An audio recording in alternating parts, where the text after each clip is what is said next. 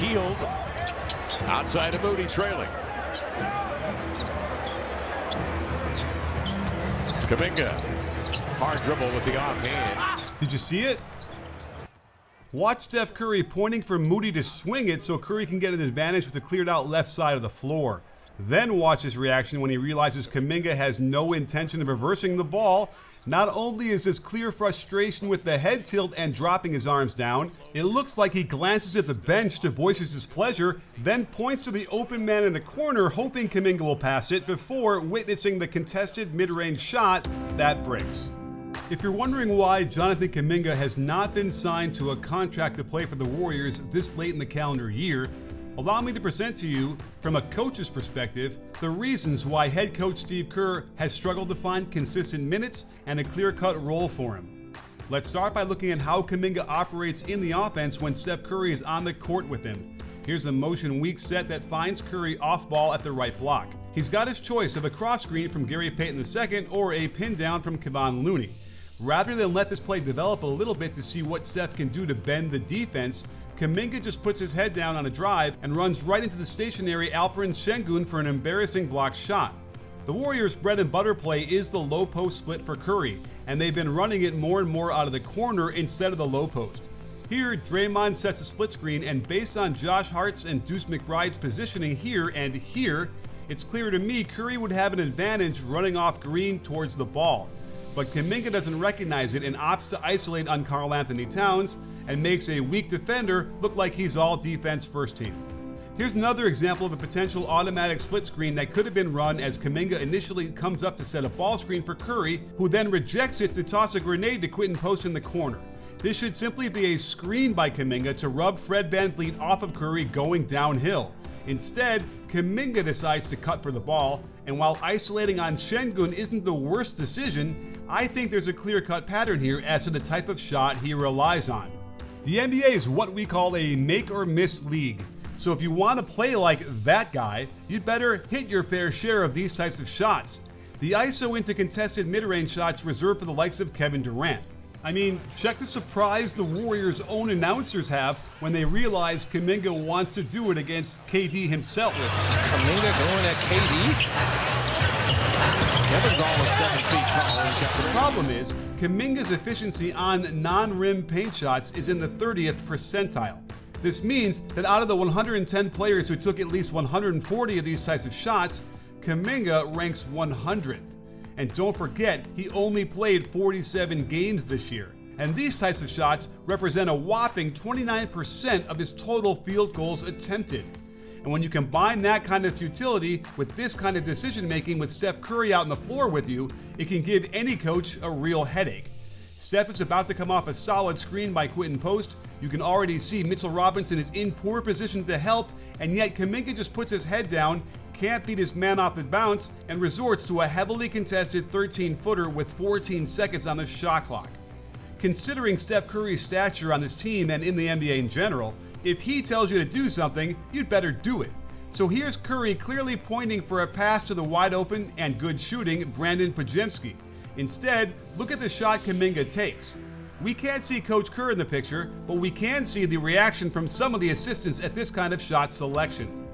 In the Warriors offense, they have something called automatics. One of them is that when a shooter like Curry is cutting from under the basket towards you, you need to set a pin down for them. This is something Jimmy Butler had no problem adjusting to the second he got to Golden State in the middle of last year. You can imagine how open Buddy Hield would have been had Kuminga seen this unfolding. But stuff happens, it's okay. But now look at what he does once he hands it off.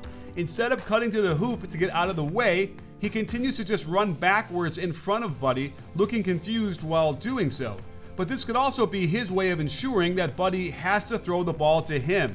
And all of this is made worse by the shot he ends up taking, another heavily contested 15-footer that doesn't go in. I'm sure Curry is all for his teammates exploring with the ball to find success. But if you take shots like this enough times, ignoring what could have been a nice handoff out of early offense to Steph sprinting out of the corner in order to take a 14-footer with Rudy Gobert of all people up in his face, there's not much you can do except put him on the bench. But what about his performances in the playoffs against the Timberwolves? There is no denying he lit it up nicely in 4 of the 5 games, but we can't ignore the bigger fact that Curry didn't play in them due to injury. This restructured their entire offense and allowed Kuminga to have the ball in his hands more. 10 of his 38 field goals were in transition, and he was able to up his efficiency compared to the regular season by getting right to the rim and, more importantly, finishing these shots more frequently.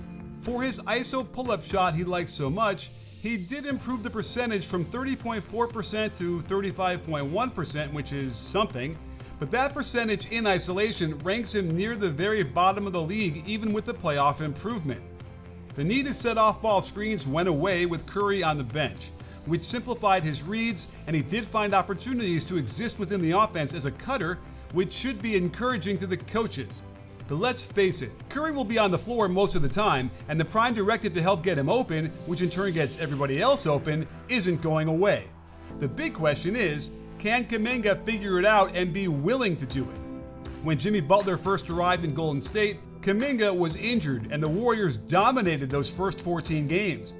But when Kuminga came back, there were 8 games where Butler, Curry, and Kuminga played together, and the lineup data wasn't good, especially compared to how great they were playing before Kuminga's return. However, the offensive rating was almost the same as the overall team's efficiency on the season.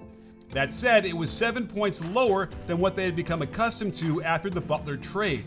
And going through the defensive possessions, you can see a couple that point the finger at Kuminga, but this small sample size was really skewed by one Lakers game where this lineup gave up 10 baskets, a bunch after the game was decided.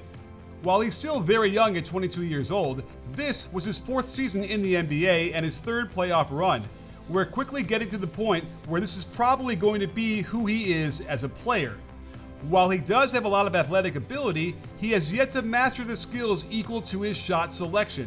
He often tries to get into his defender and draw the superstar fouls, but he's just not on that level, and the refs aren't giving him the benefit of the doubt, leaving him stuck flailing on a lot of shots that don't get anywhere close to going in.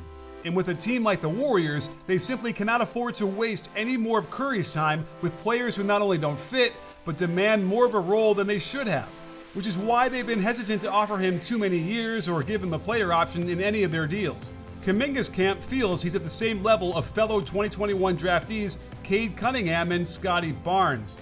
While those players are in vastly different situations, especially as it relates to teammates, when it comes to decision making and feel and basketball IQ, Kuminga simply is not in the same ballpark as these two guys.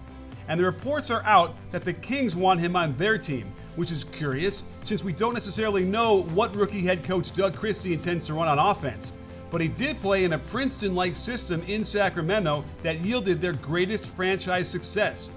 And that style is almost a clone of how the Warriors' offense functions. I suspect he'll sign the qualifying offer and hope that either he gets traded mid-season or puts up good numbers ahead of the free agency market next summer. Either way, it doesn't look like he'll be staying in Golden State for the long term.